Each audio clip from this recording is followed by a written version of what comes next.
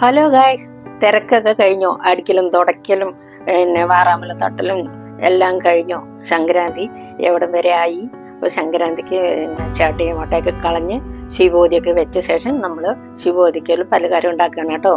ഞാൻ അവിച്ചപ്പം ഉണ്ടാക്കുന്നുണ്ട്. കുറച്ച് കടലപ്പരിപ്പ് വേവിച്ചെടുത്തിട്ട് നന്നായിട്ട് ഉടച്ചെടുക്കാൻ, നന്നായി വേവണം. നന്നായി ഒന്ന് ഉടച്ചെടുത്തിട്ട് ഇടയിൽ കടലപ്പരിപ്പ് ഉണ്ടെങ്കിലും കുഴപ്പമില്ല, അതിൻ്റെ കൂടെ ഏലക്കായ ഇട്ടിട്ടുണ്ട് കേട്ടോ ഞാൻ. പിന്നെ നന്നായി ഇളക്കി കൊടുത്ത ശേഷം നമുക്ക് അതിൻ്റെ കൂടെ തേങ്ങ ഇട്ട് കൊടുത്തിട്ട് ആവശ്യത്തിന് മധുരം ഇട്ട് കൊടുക്കാം കേട്ടോ. ഞാനിവിടെ ശർക്കരയാണ് എടുത്തിരിക്കുന്നത്. നിങ്ങൾക്ക് വെല്ലം ഉണ്ടെങ്കിൽ വെല്ലം ചൂടാക്കി അരിച്ചെടുത്തിട്ട് വേണം ഇട്ട് കൊടുക്കാൻ കേട്ടോ. നന്നായിട്ട് ആവശ്യത്തിന് മധുരം ഇട്ട് കൊടുക്കുക. അപ്പം ആവശ്യത്തിന് ഞാൻ മധുരം ഇട്ട് കൊടുത്തിട്ട് നന്നായി ഇളക്കുന്നുണ്ട് കേട്ടോ. അതിൻ്റെ കൂടെ കുറച്ച് നെയ്യ് ഇട്ട് കൊടുക്കുക. നെയ്യ് നന്നായിട്ട് നല്ല മണം ഉണ്ടാകും. നിങ്ങൾക്ക് നെയ്യിൻ്റെ മണം ഇഷ്ടമല്ലെങ്കിൽ ഇടണ്ട കേട്ടോ.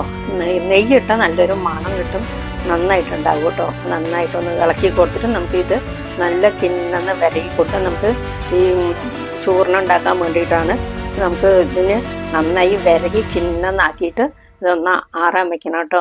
ആറിയ ശേഷം നമുക്ക് ഇത് ഉരുട്ടി വെക്കാനുള്ളതാണ്. അപ്പം ഞാനിത് നേരത്തെ കുറച്ച് മാവ്, ഒരു നാഴി അരിയും കുറച്ച് ഉഴുന്നും ഇട്ടിട്ട്, ഒരുപാട് ഉഴുന്നോ പാടില്ല, ഒരു 2 സ്പൂണോ 3 സ്പൂണോ നമുക്ക് ഇട്ട് കൊടുത്തിട്ട് നന്നായി അരച്ചെടുക്കുക. എന്നിട്ട് ഞാനത് അരച്ചെടുത്തിട്ടുണ്ട്. നമുക്ക് ഈ ചോറിനെ ഒന്ന് ആറട്ടെ. മാവ് ഞാൻ കുറച്ച് മാറ്റി വെച്ചിട്ടുണ്ട് കേട്ടോ, നമുക്ക് ആവശ്യത്തിന് എടുക്കാമല്ലോ പറഞ്ഞിട്ട്. അപ്പം മാവ് കുറച്ച് മാറ്റി ആ മാവിലേക്ക് കുറച്ച് ഉപ്പിട്ട് കൊടുത്തിട്ടുണ്ട്. പിന്നെ നമുക്ക് വേണ്ടത് കുറച്ച് മൈദ മാവാണ്. നമുക്ക് കുറച്ച് മൈദ മാവിട്ട് നല്ലൊരു സോഫ്റ്റായിട്ട് ഇരിക്കും. മൈദ മാവ് ഇട്ടിട്ട് നന്നായിട്ട് ഇളക്കി കൊടുക്കുക. പിന്നെ നന്നായി ഇളക്കി കൊടുത്ത ശേഷം നമുക്ക് വെള്ളം പോരെങ്കിൽ കുറച്ച് വെള്ളം ഒഴിക്കുക. എന്നിട്ട് നമുക്ക് മുക്കിയിടാൻ പാകത്തിൽ അത് ആക്കി കൊടുക്കണം. നന്നായി ഇളക്കിയിട്ടുണ്ട് കേട്ടോ. അപ്പോഴേക്കും നമ്മൾ ഈ ചോറിന് ഉണ്ടാക്കിയതൊക്കെ ആറിയിട്ടിട്ട് അത് ഏട്ടൻ ഉരുട്ടി തന്നു കേട്ടോ. നന്നായിട്ട് ഇളക്കി കൊടുത്തിട്ട് നമുക്ക് കുറച്ച് എണ്ണ ചൂടാകാൻ വെക്കാം. അപ്പം നിങ്ങളുടെ അവിടെ എന്താ ഉണ്ടാക്കണമെന്ന് വെച്ചാൽ പറയുന്നത്. മുമ്പൊക്കെ നമ്മൾ നേരത്തെ 2 ദിവസം മുമ്പേ തന്നെ നമ്മൾ മുറുക്ക്, ചീട, കുഴിയപ്പം, പിന്നെ പൊക്കാവട ഒക്കെ ഉണ്ടാക്കിയിരിക്കും മുമ്പ്. എൻ്റെ കുട്ടിക്കാലത്ത് അങ്ങനെയാണ് ഉണ്ടാക്കി വെക്കാറുള്ളത്. കർക്കിടക മാസമൊക്കെ ആവുമല്ലേ എന്ന് പറഞ്ഞിട്ട് ഉണ്ടാക്കി വെക്കും. ഇപ്പോൾ പിന്നെ നമുക്ക് എപ്പോഴായാലും കിട്ടുമല്ലോ. എപ്പോൾ വേണമെങ്കിലും നമുക്ക് എന്ത് പലഹാരമാണെങ്കിലും പെട്ടെന്ന് റെഡിയാക്കാൻ പറ്റും. അപ്പം അങ്ങനെ ആയിപ്പോയി. ഇപ്പോഴത്തെ കുട്ടികൾക്ക് പണിയൊന്നുമില്ല, എന്ത് വേണമെങ്കിലും അപ്പോഴേക്കും വാങ്ങാൻ കിട്ടുന്നു. നമ്മൾ ഉണ്ടാക്കി കഴിക്കുമ്പോൾ അതിൻ്റെ ടേസ്റ്റ് വേറെ കേട്ടോ. അപ്പം ഉരുട്ടി കഴിഞ്ഞ് നമുക്ക് മാവ് റെഡിയായി എണ്ണ ചൂടാക്കാൻ വെച്ചിട്ടുണ്ട്. നമുക്ക് ഈ മാവിലേക്ക് ഇതൊക്കെ ഇട്ട് കൊടുത്ത ശേഷം നമുക്ക് മുക്കിയിട്ട് എണ്ണയിലിട്ട് കൊടുക്കാം കേട്ടോ. മുമ്പ് ഇത് ഉണ്ടാക്കുന്ന സമയത്ത് നമ്മൾ കുട്ടികളായിരിക്കുമ്പോൾ മൈലാഞ്ചിയൊക്കെ ഇട്ടിട്ട് നമ്മൾ റെഡിയായി നിൽക്കും.